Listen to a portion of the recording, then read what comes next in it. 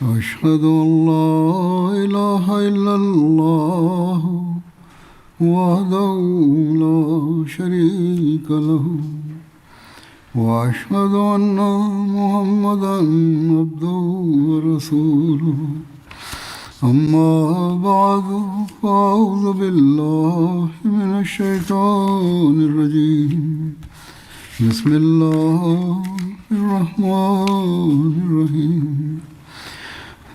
الحمد لله رب العالمين الرحمن الرحيم مالك يوم الدين إياك نعبد وإياك نستعين اهدنا الصراط المستقيم صراط الذين أنعمت عليهم غير المغضوب عليهم ولا الضالين.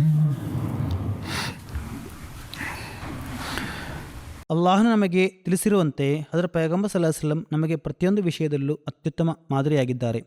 ಕಳೆದ ಖುತಬಗಳಲ್ಲಿ ಇದೇ ವಿಷಯಕ್ಕೆ ಸಂಬಂಧಿಸಿದಂತೆ ಹಜರತ್ ಪೈಗಂಬರ್ ಸಲ್ಲಲ್ಲಾಹು ಅಲೈಹಿ ವಸಲ್ಲಂರಿಗೆ ಅಲ್ಲಾಹನೊಂದಿಗಿನ ಪ್ರೀತಿಯ ಕುರಿತು ಪ್ರಸ್ತಾಪಿಸಲಾಗುತ್ತಿತ್ತು. ಅಲ್ಲಾಹನೊಂದಿಗೆ ಪ್ರೇಮವಿಲ್ಲದೆ ಆರಾಧನೆ ಸಾಧ್ಯವಿಲ್ಲ ಮತ್ತು ಆರಾಧನೆ ಇಲ್ಲದೆ ದೇವ ಪ್ರೇಮ ಸಾಧ್ಯವಿಲ್ಲ. ಅಲ್ಲಾಹನ ಮೇಲೆ ಪ್ರೀತಿ ಇಲ್ಲದಿದ್ದರೆ ನೈಜ ಆರಾಧನೆ ಸಾಧ್ಯವೇ ಇಲ್ಲ. ಇಂದು ನಾನು ಇದೇ ವಿಷಯಕ್ಕೆ ಸಂಬಂಧಿಸಿದಂತೆ ಹೆಚ್ಚಿನ ವಿವರಗಳನ್ನು ನೀಡುವನು. ಅಲ್ಲಾಹನು ಹಜರತ್ ಪೈಗಂಬರ್ ಸಲ್ಲಲ್ಲಾಹು ಅಲೈಹಿ ವಸಲ್ಲಂರ ಪ್ರೇಮದ ಮಟ್ಟವನ್ನು ಪವಿತ್ರ ಕುರಾನ್ನಲ್ಲಿ ಹೀಗೆ ವಿವರಿಸಿದ್ದಾನೆ. ಕುಲ್ ಇನ್ನ ಸಲಾತಿ ವನುಸುಕಿ ವಮಹಯಾ ವಮಮಾತಿ ಲಿಲ್ಲಾಹಿ ರಬ್ಬಿಲ್ ಆಲಮೀನ್. ಹೇಳು, ನನ್ನ ಆರಾಧನೆ, ನನ್ನ ತ್ಯಾಗಗಳು, ನನ್ನ ಜೀವನ ಮತ್ತು ನನ್ನ ಮರಣವು ಸಕಲ ಲೋಕಗಳ ಒಡೆಯನಾದ ಅಲ್ಲಾಹನಿಗೆ ಮೀಸಲಾಗಿದೆ.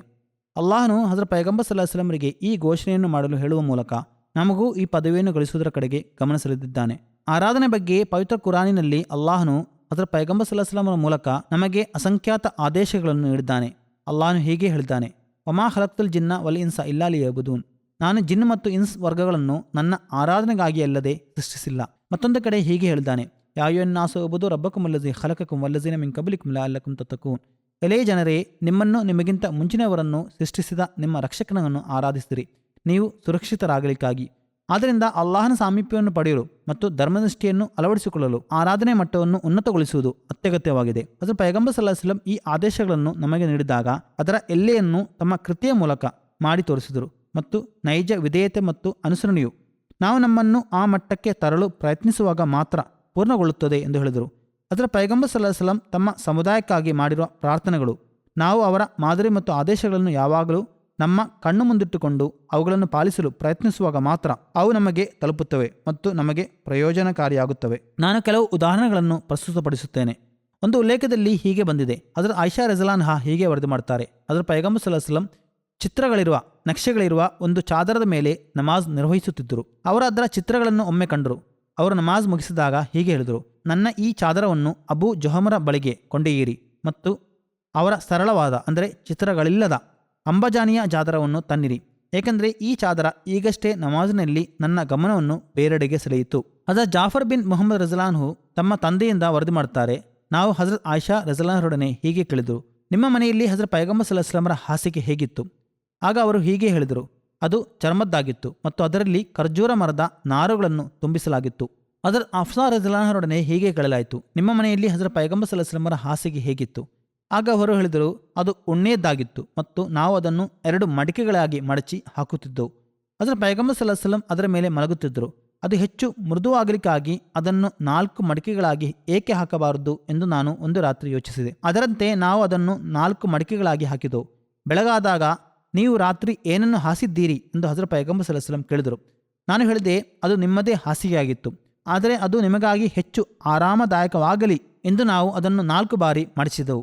ಆಗ ಹಜರತ್ ಪೈಗಂಬರ್ ಸಲ್ಲಲ್ಲಾಹು ಅಲೈಹಿ ವಸಲ್ಲಂ ಹೇಳಿದರು, ಅದನ್ನು ಮೊದಲಿನಂತೆಯೇ ಮಾಡಿರಿ, ಏಕೆಂದರೆ ಅದರ ಅತಿಯಾದ ಮೃದುತ್ವವು ರಾತ್ರಿಯ ನಮಾಜ್ ನಿರ್ವಹಿಸುವುದಕ್ಕೆ ನನಗೆ ತಡೆಯಾಗುತ್ತಿತ್ತು. ಹಜರತ್ ಮುಆಜ್ ಬಿನ್ ಜಬಲ್ ರಜಿಯಲ್ಲಾಹು ಅನ್ಹು ವರದಿ ಮಾಡುತ್ತಾರೆ, ನಾನು ಹಜರತ್ ಪೈಗಂಬರ್ ಸಲ್ಲಲ್ಲಾಹು ಅಲೈಹಿ ವಸಲ್ಲಂರ ಹಿಂದೆ ಸವಾರಿ ಮೃಗದ ಮೇಲೆ ಕುಳಿತಿದ್ದನು. ಆಗ ಎಲೇ ಮುಆಜ್ ಬಿನ್ ಜಬಲ್ ಎಂದು ಹಜರತ್ ಪೈಗಂಬರ್ ಸಲ್ಲಲ್ಲಾಹು ಅಲೈಹಿ ವಸಲ್ಲಂ ಕರೆದರು. ನಾನು ಹಾಜರಿದ್ದೇನೆ, ಅಲ್ಲಾಹನ ಪ್ರವಾದಿಯೇ, ಮತ್ತು ಇದು ನನ್ನ ಸೌಭಾಗ್ಯವಾಗಿದೆ ಎಂದು ನಾನು ಹೇಳಿದನು. ಅಲ್ಲಾಹನಿಗೆ ತನ್ನ ದಾಸರ ಮೇಲಿರುವ ಹಕ್ಕು ಏನು ಎಂದು ನಿನಗೆ ತಿಳಿದಿದೆಯೇ ಎಂದು ಹಜರತ್ ಪೈಗಂಬರ್ ಸಲ್ಲಲ್ಲಾಹು ಅಲೈಹಿ ವಸಲ್ಲಂ ನನ್ನೊಡನೆ ಕೇಳಿದರು. ಅಲ್ಲಾಹ ಮತ್ತು ಅವನ ಪ್ರವಾದಿಗೆ ಹೆಚ್ಚು ತಿಳಿದಿದೆ ಎಂದು ನಾನು ಹೇಳಿದನು. ಆಗ ಹಜರತ್ ಪೈಗಂಬರ್ ಸಲ್ಲಲ್ಲಾಹು ಅಲೈಹಿ ವಸಲ್ಲಂ ಹೇಳಿದರು, ದಾಸರು ತನ್ನ ಆರಾಧನೆ ಮಾಡಬೇಕು ಮತ್ತು ಯಾರನ್ನೂ ಅವನ ಪಾಲುದಾರರನ್ನಾಗಿ ಮಾಡಬಾರದು ಎಂಬುದು ದಾಸರ ಮೇಲೆ ಅಲ್ಲಾಹನಿಗಿರುವ ಹಕ್ಕಾಗಿದೆ. ಅನಂತರ ಹಜರತ್ ಪೈಗಂಬರ್ ಸಲ್ಲಲ್ಲಾಹು ಅಲೈಹಿ ವಸಲ್ಲಂ ಸ್ವಲ್ಪ ದೂರ ಸಾಗಿದರು ಮತ್ತು ಎಲೇ ಮುಆಜ್ ಬಿನ್ ಜಬಲ್ ಎಂದು ಕರೆದರು. ಲಬ್ಬೈಕ್ ಅಲ್ಲಾಹನ ಪ್ರವಾದಿ, ಇದು ನನ್ನ ಸೌಭಾಗ್ಯವಾಗಿದೆ ಎಂದು ನಾನು ಹೇಳಿದನು. ದಾಸರಿಗೆ ಅಲ್ಲಾಹನ ಮೇಲಿರುವ ಹಕ್ಕು ಏನೆಂದು ನಿನಗೆ ತಿಳಿದಿದೆಯೇ ಎಂದು ಹಜರತ್ ಪೈಗಂಬರ್ ಸಲ್ಲಲ್ಲಾಹು ಅಲೈಹಿ ವಸಲ್ಲಂ ಕೇಳಿದರು. ಅಲ್ಲಾಹ ಮತ್ತು ಅವನ ಪ್ರವಾದಿಗೆ ಉತ್ತಮವಾಗಿ ತಿಳಿದಿದೆ ಎಂದು ನಾನು ಹೇಳಿದನು. ಆಗ ಹಜರತ್ ಪೈಗಂಬರ್ ಸಲ್ಲಲ್ಲಾಹು ಅಲೈಹಿ ವಸಲ್ಲಂ ಹೇಳಿದರು, ಅವನು ದಾಸರಿಗೆ ಶಿಕ್ಷೆ ನೀಡಬಾರದು ಎಂಬುದು ಅವರ ಹಕ್ಕಾಗಿದೆ. ಹಜರತ್ ಮಸೀಹುಲ್ ಇಸ್ಲಾಂ ಹಜರತ್ ಪೈಗಂಬರ್ ಸಲ್ಲಲ್ಲಾಹು ಅಲೈಹಿ ವಸಲ್ಲಂರ ಪ್ರಶಂಸೆಯಲ್ಲಿ ಹೀಗೆ ಹೇಳುತ್ತಾರೆ, ಹಜರತ್ ಪೈಗಂಬರ್ ಸಲ್ಲಲ್ಲಾಹು ಅಲೈಹಿ ವಸಲ್ಲಂ ಪವಿತ್ರ ಕುರಾನಿನ ಪ್ರಚಾರಕ್ಕಾಗಿ ನೇಮಕಗೊಂಡಿರುವ ಹಾಗೆ ಸುನ್ನತ್ ಪ್ರವಾದಿವರಿಯರ ಮಾದರಿ ಸ್ಥಾಪನೆಗಾಗಿಯೂ ನೇಮಕಗೊಂಡಿದ್ದರು. ಆದ್ದರಿಂದ ಪವಿತ್ರ ಕುರಾನ್ ಹೇಗೆ ಖಚಿತವೋ ಹಾಗೆಯೇ ನಿರಂತರವಾಗಿ ನಡೆದು ಬಂದಿರುವ ಸುನ್ನತ್ ಕೂಡ ಖಚಿತವಾಗಿದೆ.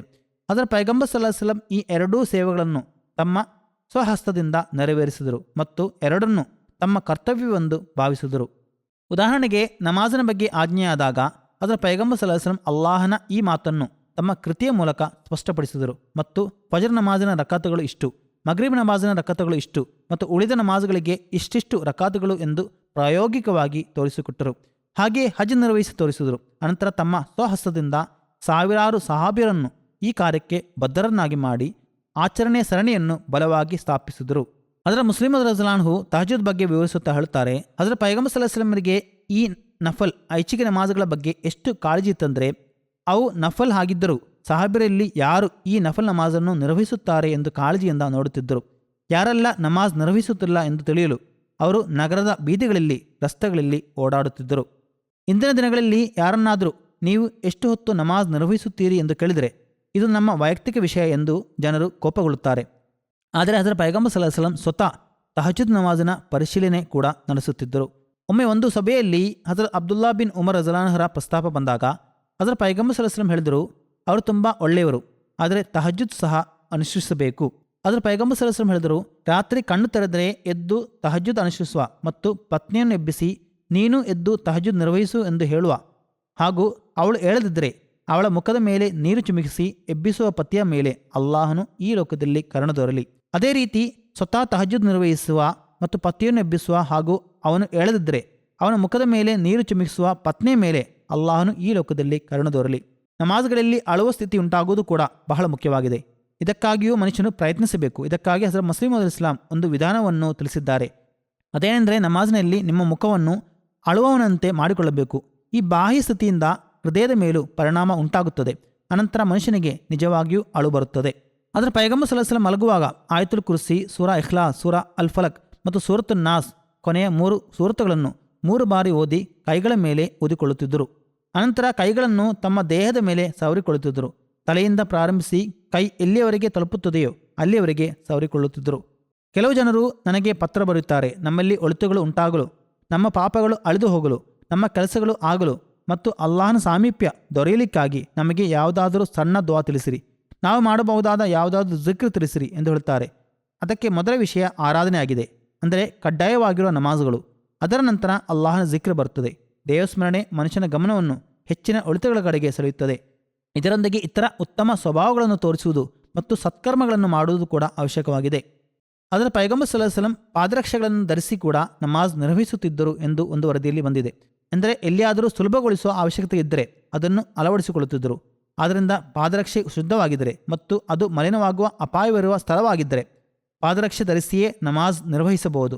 ಅದು ಪೈಗಂಬರ್ ಸಲ್ಲಲ್ಲಾಹು ಅಲೈಹಿ ವಸಲ್ಲಂ ಹೀಗೆ ಮಾಡುವ ಮೂಲಕ ಮುಸ್ಲಿಂ ಉಮ್ಮತ್ತಿನ ಮೇಲೆ ದೊಡ್ಡ ಉಪಕಾರ ಮಾಡಿದ್ದಾರೆ ಮತ್ತು ಅವರನ್ನು ಔಪಚಾರಿಕತೆ ಮತ್ತು ಪ್ರಯಾಸಗಳಿಂದ ರಕ್ಷಿಸಿದ್ದಾರೆ.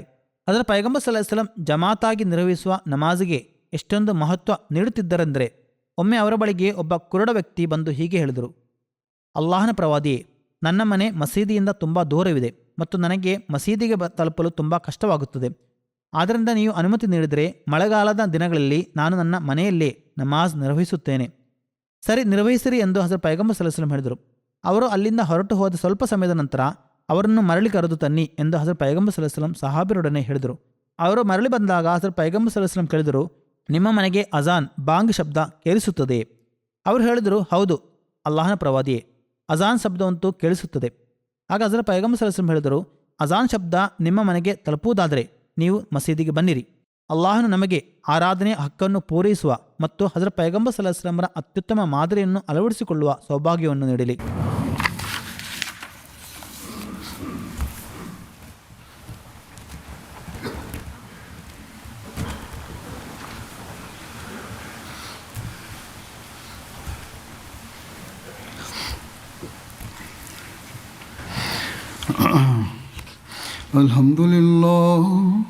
الحمد لله نحمده ونستعينه ونستغفره ونؤمن به ونتوكل عليه ونعوذ بالله من شرور أنفسنا ومن سيئات أعمالنا من يهده الله فلا مضل له ومن يضلل فلا هادي له ونشهد أن لا إله إلا الله ونشهد أن محمدا عبده ورسوله.